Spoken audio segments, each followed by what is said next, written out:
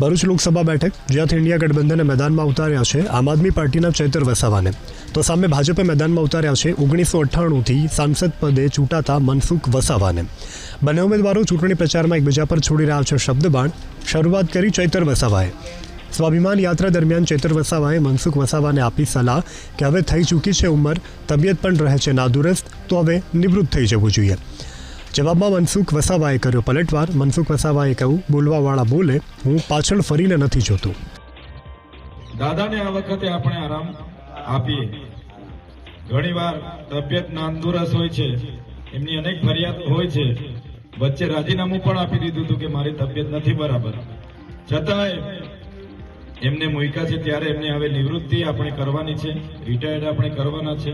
ચૈતરભાઈને શું છે, હારવાનો છે એટલે હારવાનો છે એટલે શું છે, ઉમેદવાર પર આક્ષેપ કરે। બીજા બધા મારે 65 વર્ષ છે।